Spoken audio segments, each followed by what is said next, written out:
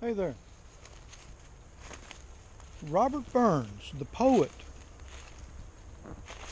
is famous for a lot of his poetry, but one line especially from one of his poems. He wrote, "The best laid plans of mice and men gang aft agley." The best laid plans of mice and men quickly go, well, gang aft agley. A lot about our lives here lately has gone gang aft agley. We think about this coronavirus business. Just a few weeks ago, Shirley and I were planning to take off in a few weeks and go on a huge, very long camping trip. And it's something that we've been planning for a long time. And, well, at this point, it's going to have to wait, because our best laid plans went gang aft agley with the coronavirus. And we're taking it seriously. I don't know how anyone can watch the news and not take it seriously. I knocked the ticks off of that little bush that I got to walk under. And we're basically hunkered down. We're doing a hunker down in respect of this thing, and how, we're not quarantined. There's a difference between a quarantine and a hunker down, and we're really, in a sense, we're not even sheltering in place. Excuse me, that's not corona, that's pollen. We have a lot of space around us that we can get out and roam and enjoy the outdoors without having to leave our little residence here at the cabin on Huckleberry Hill. We're not worried about having to bug out and go any place, because in all reality we live at our bug out location in the woods. And for our area, well, it's honestly it's about as good as you can expect as far surroundings to hunker down in. See if I can navigate down this without busting my fanny. And I wanted to simply make a quick little video and say hello to everybody, and to let you know that we're fine going into this thing, and we're keeping everybody in our thoughts and prayers. And today is my 66th birthday, March the 20th, 2020, and I'm 66 years old. And considering some of my little health scare, if you can call it a scare, health wake up in the last several weeks, I'm doing pretty good for 66. Thank God for that. And we're just being smart, hunkering down. I'm going to start doing some videos again, y'all. It's a great opportunity to revisit some skills and to talk about some things. I'm going to do it not only from a practical, hands-on perspective, but I'm also going to do it in a way that I hope you're able to confront some of your excuse me for saying the word laziness.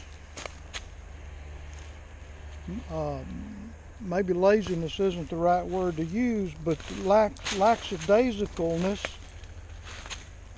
your casual outlook on life that says, well, I don't have to worry about anything because, you know, the government's going to step in and take care of me. There's plenty for everybody and that sort of thing. Well, go find something to wipe your butt with right now and see just how well supplied and prepared we are as a country, as quote civilized as we are, to encounter something like this coronavirus. And I'm going to do a little series of videos that at this point they're really not going to do too many people a lot of good. For me, it's going to be a refresher course and stuff that I already know. But if you're looking to start prepping now to get ready for some kind of crisis, you're so far behind the curve that, pardon me for being so blunt, but you're plain screwed. But what are you going to do after this is over? What are you going to do after we have managed to navigate our way through this hardship? What are you going to do to take steps to better your personal condition so that the next time, and believe me, there will be a next time. There's always a next time when it comes to things like this. The next time a crisis comes along, what are you going to do between now and then so that you're better prepared to meet the challenge, so that you're not freaking out at the last minute, so that you're not running from store to store looking for toilet paper, hand sanitizer, or food to stack up on the shelf to get you through a period of time where even though you can go to the grocery store, is it the smartest thing to do? So hang around, stick with me. We're going to do a little bit of adventuring in the woods and talking about some things, revisiting some ideas that concern practical prepping and practical self-reliance. Things that are essential in the day and age that we live in. The book is already written. It's in the computer. And some would say that, well, that should have been out long ago, but everything has its right timing.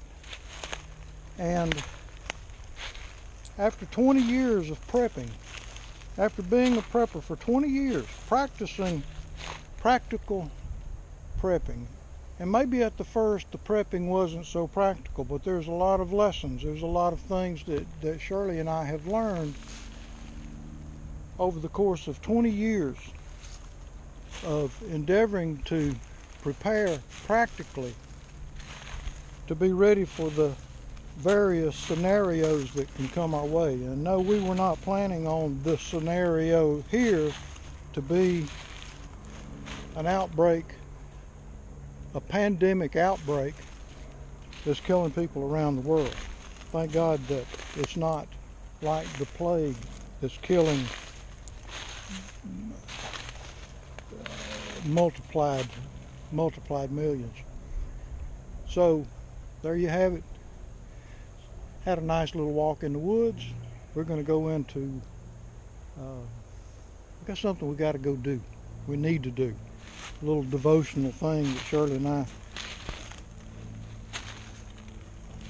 have in mind to do on a Friday, such as it is, that does not involve us having to be around anyone, that in a very real way does not violate our self-imposed Hunker Down 2020. Folks, be safe, be practical, avoidance. There's a lot of wisdom in practicing avoidance, and it's not fun. We had a dear friend stop by yesterday here at the cabin to pay us a little visit, and we did the social distancing thing. We did the social distancing thing out in the yard, and it's really, personally, we don't like that. Shirley and I may be practically hermits, but we're not antisocial. And our friends we hold very near and dear to our hearts. And we like to be able to hug necks and embrace. But right now that's not the safest thing to do. So be safe. Do the right thing. Avoid picking up this bug and transmitting it to your loved ones or to your neighbor that may very well have some type of underlying health problem.